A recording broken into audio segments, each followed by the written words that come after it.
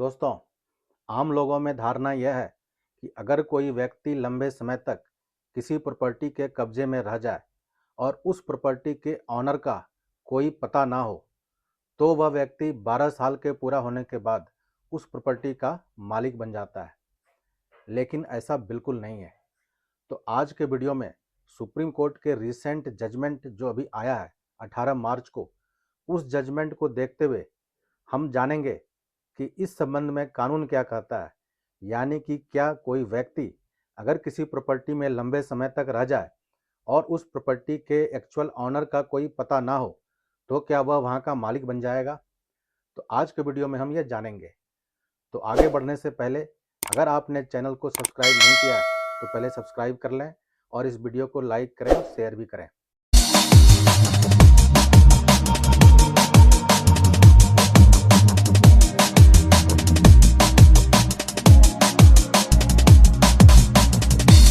तो दोस्तों, लंबे समय तक किसी प्रॉपर्टी में काबिज रहने के बाद कोई व्यक्ति अगर मालिक बनता है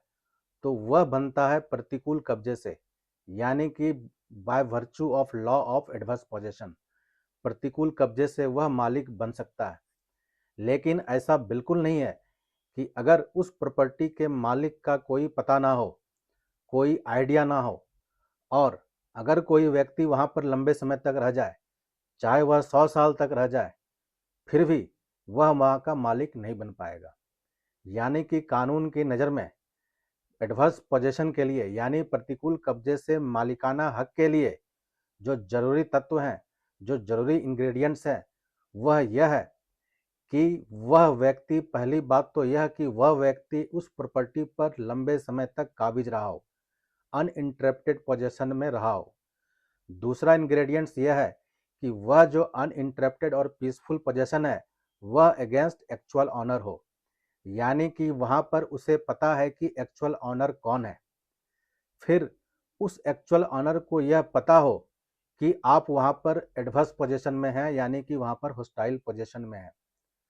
तो एक्चुअल ऑनर की नॉलेज में होते हुए ही आप 12 साल की अवधि पूरा होने के बाद वहाँ पर प्रतिकूल कब्जे से, यानी कि एडवर्स पोजीशन से अपने आप को मालिक क्लेम कर सकते हैं। तो इस पॉइंट पर जो भी रिसेंट में जजमेंट आया है सुप्रीम कोर्ट का, वह जजमेंट है M Radhe Shyamlal versus V Sandhya and others,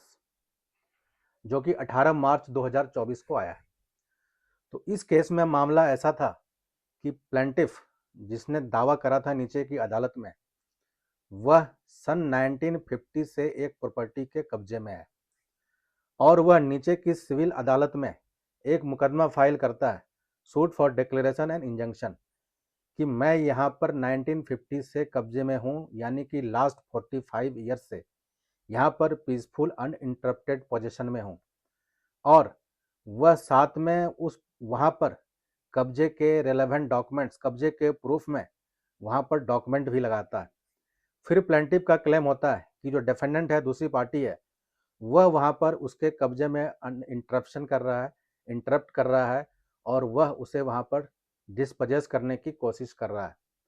तो इस तरह से प्लेंटिफ नीचे की अदालत में मुकदमा फाइल करता है कि उन्हें एडवर्स पोजीशन से वहाँ का मालिक डिक्लेयर करा जाए और डिफेंडेंट को रेस्ट्रेन करा जाए वहाँ से डिस्पजेस करने के लिए। अब नीचे की अदालत उस सूट को डिक्री कर देती है, यानी कि यहाँ पर नीचे की अदालत होल्ड करती है कि 45 साल से चूंकि वह वहाँ पर कब्जे में है, तो वह वर्च्यू ऑफ एडवर्स पोजीशन जो है वह वहाँ पर अपना टाइटल परफेक्ट कर लेता है और वहाँ का मालिक हो जाता है। और इस तरह से नीचे सूट डिक्री हो जाती है और उसे मालिक डिक्लेयर कर देती है। अब मामला फर्स्ट अपील में डिस्ट्रिक्ट कोर्ट में आता है, तो डिस्ट्रिक्ट कोर्ट नीचे के जो जजमेंट है उसको रिवर्स कर देती है, उसको सेट असाइड कर देती है और प्लेंटिफ के दावे को, यानी कि एडवर्स पोजीशन के दावे को डिसमिस कर देती है। अब मामला सेकंड अपील में हाई कोर्ट आता है। अब हाई कोर्ट भी नीचे के अपीलेट कोर्ट के ऑर्डर को बहाल रखती है, यानी कि हाई कोर्ट भी सूट को डिसमिस करती है, यानी कि एडवर्स पोजीशन से जो क्लेम था एडवर्स पोजीशन का उसको अलाउ नहीं करती। अब यह मामला अपील में सुप्रीम कोर्ट आता है और सुप्रीम कोर्ट दोनों ही पार्टी के दलील को सुनती है और फिर अपना निर्णय सुनाती है। सुप्रीम कोर्ट यहाँ पर कहता है कि प्लेंटिफ का क्लेम है कि वह सन 50 से प्रॉपर्टी के कब्जे में है और जो प्रॉपर्टी का एक्चुअल ऑनर था वह सन 47 में 1947 में वह एक्सपायर हो गया और उसके आगे कोई इशू नहीं थे, कोई उनके क्लास 1 लीगल हेयर नहीं थे। और उसके बाद सन 50 से वह वहाँ पर कब्जे में है, उनका कब्जा पीसफुल है, अनइंटरप्टेड है, तो उसे वहाँ पर डिक्लेयर करा जाए। फिर सुप्रीम कोर्ट आगे कहता है कि यहाँ पर प्लेंटिफ भले ही कब्जे के फेवर में, कब्जे के लिए डॉक्यूमेंट, रिलेवेंट डॉक्यूमेंट्स प्रूव करता है,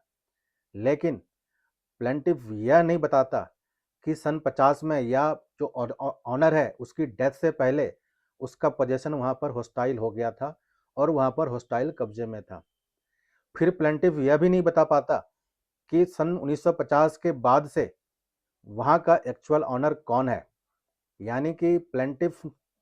का जो क्लेम है वह एक्चुअल ऑनर के अगेंस्ट नहीं है। प्लेंटिफ कहीं भी प्लीड नहीं करता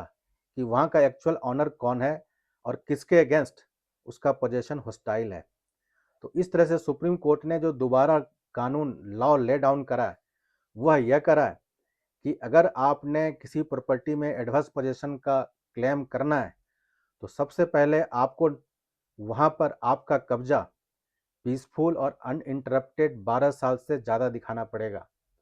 और वह कब्जा हॉस्टाइल होना चाहिए अगेंस्ट एक्चुअल ऑनर, यानी कि आपको उस प्रॉपर्टी के एक्चुअल ऑनर का पता होना चाहिए। फिर आपको अपने दावे में यह भी लिखना होगा कि आपका पोजेशन जो है एक्चुअल ऑनर की नॉलेज में है,